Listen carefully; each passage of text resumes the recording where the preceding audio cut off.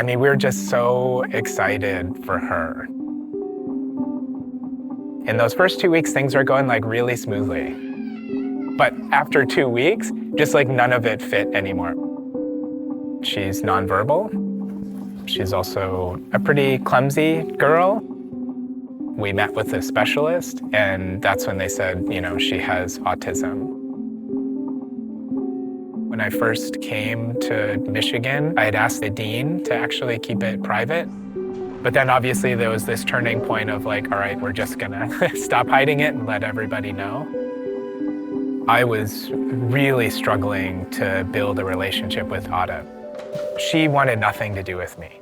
I was just constantly scratching my head like, how am I supposed to do this? How am I supposed to interact with her? What does she need? At the moment that we got the car, there's just something about it. Like she just wanted to jump in and honk the horn and play the radio and go on drives and so on. Thinking of it as a little playground. This is her space. It suits her scale, the kind of way she can crawl around it. When I got home at the end of the day, Ada would tolerate nothing but heading straight into the car and going on a drive. Okay, here we It go. became this kind of central point of bonding. She now has this domain. She investigates the world in a very tactile way. What capacities does the car bring to allow her to interact in a social setting? And these opportunities are very limited for her because the environment can be too overwhelming. That then became the sort of template to which I could also sort of start to think about some of the architectural work that I was doing. With my work, the idea is I'm actually designing unique materials. We design them in a particular way so that they can be used to not only describe the look of a space, but also describe the structure of the space. So not just to create a shape, but to actually kind of hold the structure of that shape.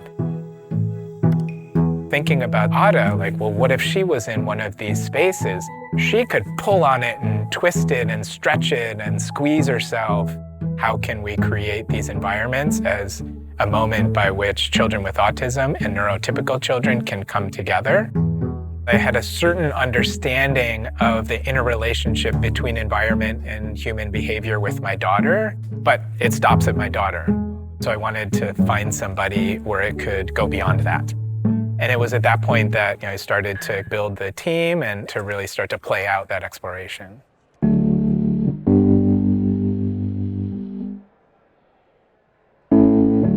It involves people from psychiatry, kinesiology, computer science, structural engineering, special education teachers, occupational therapists, behavioral therapists. This piece of technology was almost like an equalizer. We know that children with autism very much struggle with social interaction, but through technology, this playscape could enhance their overall experience. Collaboration is difficult. You're bringing in many different people's opinions, own research agendas, making sure that we are both on the same page and we understood the direction that we are taking with our individual goals. Open collaboration has allowed us to absorb a huge array of perspectives. Now that we start to think about how this is really a tool for inclusion, that wouldn't have happened if I was in my own bubble.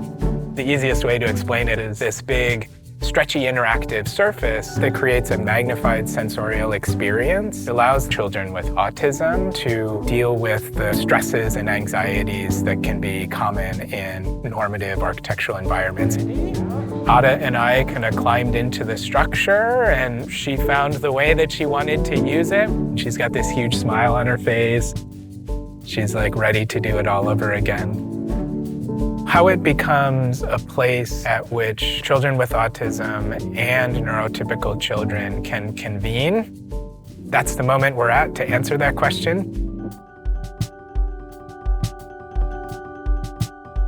At the end of the day, I always say, like, if this work makes people more familiar with Ada and more comfortable with Ada, then I definitely feel we've accomplished something.